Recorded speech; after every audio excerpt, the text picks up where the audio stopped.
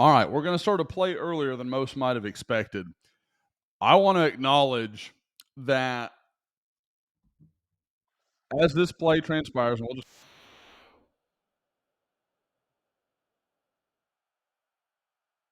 somebody says at my house, "Did they score?" And I said, "Well, they might as well have."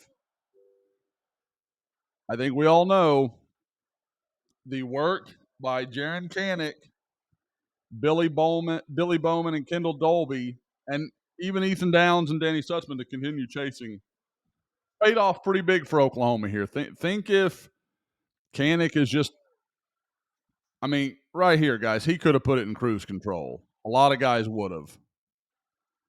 And he found a way to go make a play and get the guy down. Gave his defense a chance. Sure, guys like me didn't think it would matter. Guys like me were wrong.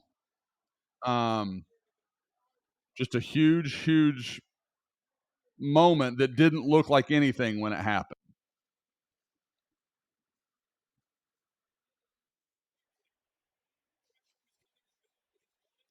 So we'll get through this here.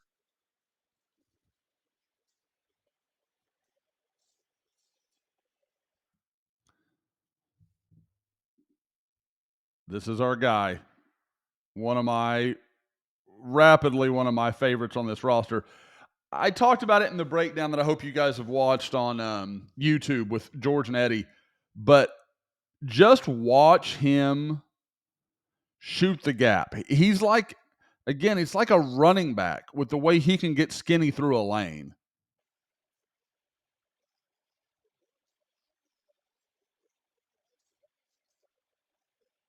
Kip Lewis is a friggin' football player, man. Just ball magnet. You call him whatever you want to. Look right here. Just going to shoot into that A gap.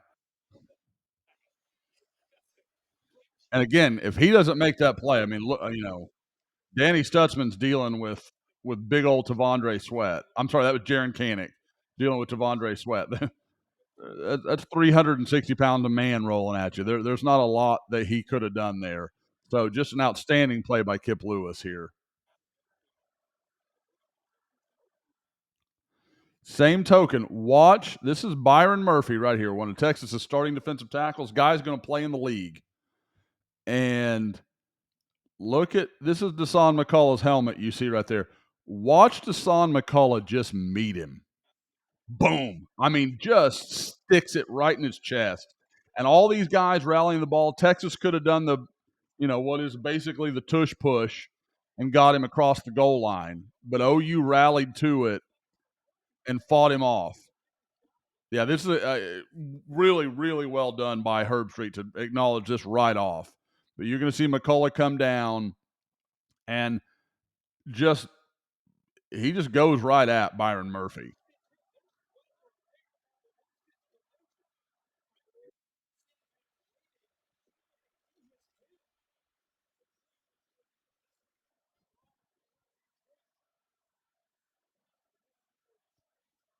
Now here is going to be the play that I talked about yesterday. Same deal on that broadcast. And again, this is just better because it's a little better angle. You can see, Eddie was worried about OU coming toward him, so it was a distant shot. But watch Danny Stutzman just fill this run lane here. Right, Danny's right here. Boom.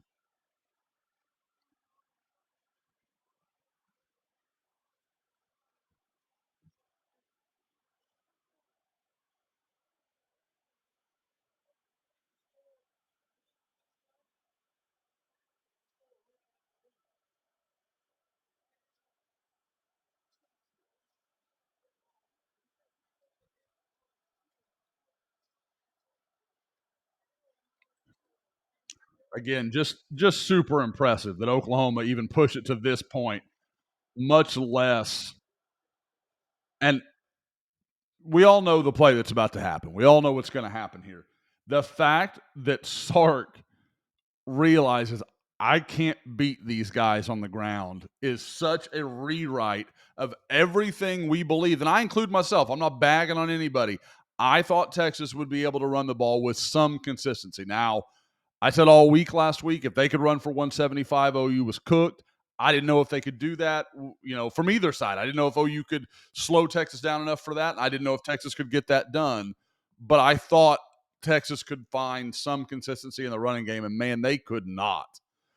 Really until probably the next 5 or 6 minutes when Oklahoma's defense, you could tell, started to wear down because they were on the field a lot in the second half. But this play, I mean, Sark is waving the white flag. He knows he can't run for a yard or two if he needs it, and or at least that he can't count on it. And the reaction here by Bowman and McCullough, that's just outstanding for those who don't know who they're looking for. Right here, here's Worthy. So just we'll get going here.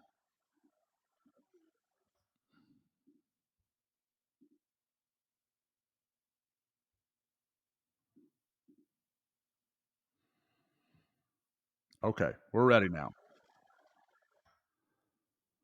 Look, I mean McCullough reads this so fast.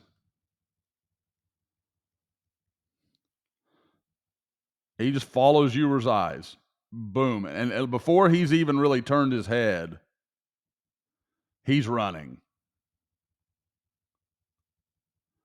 Bowman gets in there to stop any forward momentum. McCullough forces Worthy to get down. Just outstanding football. There's no other way to say it. Unbelievable stop there for Oklahoma.